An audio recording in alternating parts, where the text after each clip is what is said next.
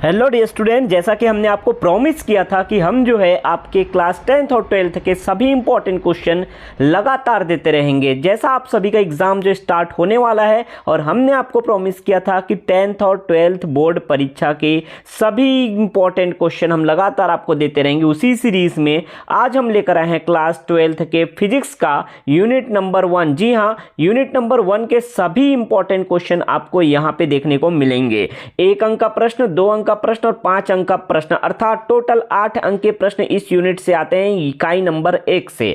और सभी इंपॉर्टेंट प्रश्न यहां से हम देखने वाले हैं, 1 अंक वाले, 2 अंक वाले, 5 अंक वाले। तो आप सभी स्टूडेंट बिल्कुल लास्ट तक जरूर देखिएगा और फटाफट से इन सारे क्वेश्चन के आंसर सॉल्यूशन जो है आप रिवाइज कर लीजिएगा। तो यहां पे मैं इंपॉर्टेंट क्वेश्चन लेकर के आया हूं, टाइम ज्यादा आपका यहां पे वेस्ट ना हो इसलिए मैं यहां पे क्वेश्चन की बस बात करूं, क्योंकि मुझे उम्मीद है आपने ये सभी आंसर कहीं ना कहीं आपने कर लिए होंगे। फिर भी अगर आपको डाउट होता है या किसी पर्टिकुलर क्वेश्चन में आपको प्रॉब्लम हो रहा है तो आप जरूर बताइएगा, कमेंट बॉक्स में कमेंट कीजिएगा, हम आपको इसका सॉल्यूशन जरूर देंगे। तो प्यारे बच्चों, 1 और 2 अंक के सभी महत्वपूर्ण प्रश्न जो संक्षिप्त उत्तर वाले हैं वो आपके स्क्रीन पे दिखाई दे रहे होंगे। पहला प्रश्न जो आपके एग्जाम में बहुत ज्यादा इंपॉर्टेंट आ सकता है, विद्युत आवेश क्या है। 1 अंक में भी पूछा जा सकता है, 2 अंक में भी पूछा जा सकता है, यहां जो हम क्वेश्चन डिस्कस करने वाले हैं। ओके, सेकंड क्वेश्चन देखिएगा, कूलाम का नियम। कूलाम के नियम को सूत्र सहित आपको परिभाषित करना है। कूलाम का नियम लिखना है और उसको सूत्र सहित परिभाषित कर देना है। ये 2 अंक का सवाल बनता है।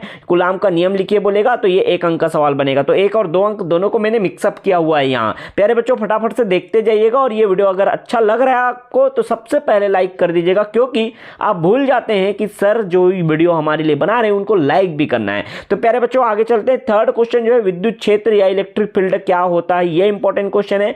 4th नंबर पे देखिएगा, बिंदु आवेश या पॉइंट चार्ज आखिर होता क्या है। आपने देखा होगा बिंदु आवेश या पॉइंट चार्ज आखिर हम किसको कहते हैं, बहुत बार हम यूज किए हैं चैप्टर 1 और 2 में।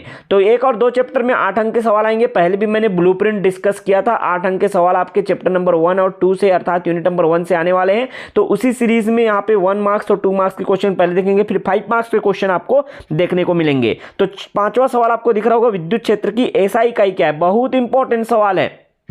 एसआई यूनिट में विद्युत क्षेत्र की मात्रक क्या है, इकाई क्या है, ये लिखना है।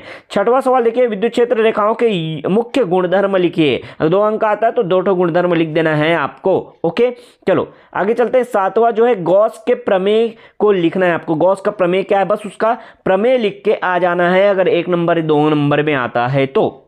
ओके, आगे आते हैं 8वें नंबर पे देखिए, डाइपोल मूवमेंट आखिर होता क्या है, ये बताना है। 9th नंबर पे देखिए, इंपॉर्टेंट क्वेश्चन, किसी ध्रुवीय तथा अध्रुवीय पदार्थ के बीच आपको अंतर समझाना है। अगर 2 अंक में आता है तो 2 अंतर आप समझा दीजिएगा, बस 2 में 2 आपको मिल जाएंगे। आगे देखते हैं 10वां सवाल जो है, क्या विद्युत क्षेत्र सदैव शून्य हो सकता है, यदि हाँ तो आपको रीजन भी बताना है। ये 2 अंक का बहुत इंपॉर्टेंट सवाल बनता है 10वां सवाल। चलिए आगे आते हैं। उसके बाद आपको 11वां 12वां 13वां होगा, यहाँ पे थोड़ा नंबर मिस्टेक हो गया है, ठीक है प्यारे बच्चों। तो 11 12 और 13 हो गए।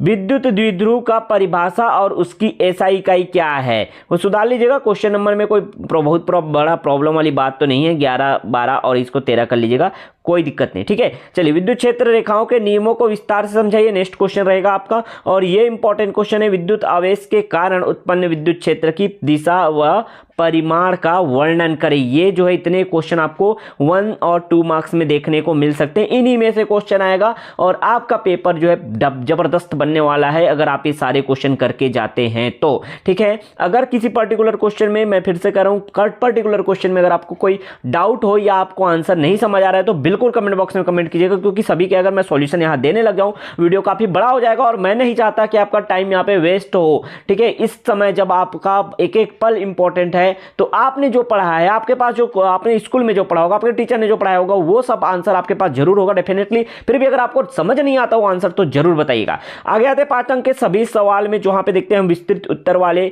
जो प्रश्न है, उसमें सबसे पहला क्वेश्चन आपको दिख रहा है, कूलाम के नियम को व्याख्या कीजिए और इसे गणितीय रूप में सिद्ध कीजिए। कूलाम का नियम लिखना है और इसे गणितीय रूप में सिद्ध करना है। ज्यादा आने की संभावना इसकी तो नहीं है, फिर भी पूछ सकता है, क्योंकि बहुत बार आपका गॉस का प्रमेय उसका अनुप्रयोग पूछा है, तो इस बार हो सकता है इसको पूछ दे। तो मैंने 5 अंक वाले प्रश्न में इसको भी रखा है। आगे देखिए, विद्युत द्विध्रुव के कारण किसी बिंदु पर उत्पन्न विद्युत क्षेत्र ज्ञात कीजिए। विद्युत द्विध्रुव के कारण विद्युत क्षेत्र का जो हम व्यंजक निकालते हैं वो आपको यहाँ पे निकाल के दिखाने 5 अंक में। आगे देखिए जो है अगला तीसरा सवाल है, गॉस के प्रमेय को सिद्ध कीजिए और इसे किसी लंबी समतल आवेशित प्लेट पर लागू करके विद्युत क्षेत्र निकालिए। ये भी विद्युत क्षेत्र की तीव्रता लंबी समतल प्लेट के लिए, ये पढ़े होंगे आप, गॉस के प्रमेय का अनुप्रयोग है प्यारे बच्चों, ठीक है। तो आपने जरूर क्लास में किया होगा। ये व्यंजक थोड़े बड़े बनते हैं, लेकिन अगर आपको फिर भी समझ नहीं आता तो बताइएगा, मैं बार बार कह रहा हूं आप लोगों को, ठीक है। कमेंट बॉक्स में आपको कमेंट करना है। विद्युत क्षेत्र रेखाओं के गुणों को स्पष्ट कीजिए और इनके अनुप्रयोग बताइए। ये है अगला क्वेश्चन, विद्युत क्षेत्र रेखा का आपको गुण दिखाना है और इनका अनुप्रयोग भी आपको बताना है। बहुत कम चांस है इस क्वेश्चन के आने के। जो 22वां सवाल दिख रहा है, एक्चुअल में ये 22वां सवाल नहीं है, यहाँ पे जो है आपका नंबर मिस्टेक है, ठीक है। 5वां सवाल है, 5 अंक वाले 5वें सवाल, ये सबसे ज्यादा इंपॉर्टेंट है, सबसे ज्यादा इंपॉर्टेंट है ये वाला और ये नीचे वाला, ठीक है। तो दोनों क्वेश्चन आप जरूर करके जाइएगा। गॉस प्रमेय का उपयोग करके एक रेखीय समतल एवं गोलाकार आवेश वितरण के कारण उत्पन्न विद्युत क्षेत्र ज्ञात कीजिए और किसी आवेशित गोली खोल या हो चार्ज स्फेरिकल सेल के कारण उत्पन्न विद्युत क्षेत्र का व्यंजक ज्ञात कीजिए। तो ये दोनों प्रश्न बहुत इंपॉर्टेंट बनते हैं। अगला जो सवाल है, किसी बिंदु पर विद्युत क्षेत्र की गणना करने के लिए गॉस के प्रमेय को समझाइए। गॉस का प्रमेय यहाँ पे लिखिए और सिद्ध कीजिए वाला ये जो है सवाल बन जाएगा आपका अगला इंपॉर्टेंट सवाल, ठीक है। तो आई होप आप सभी को पूरा का पूरा ये क्वेश्चन मिल गया होगा। अब दोस्तों मेरे प्यारे बच्चों, मैं आपको समझा रहा हूं, यहाँ पे देखिए कि आप कैसे तैयारी कर सकते हैं। 1 मिनट और टाइम लूंगा आपका कि नियमित रूप से आप प्रमुख सूत्रों और अवधारणाएं को दोहराते रहो। Repetition is must.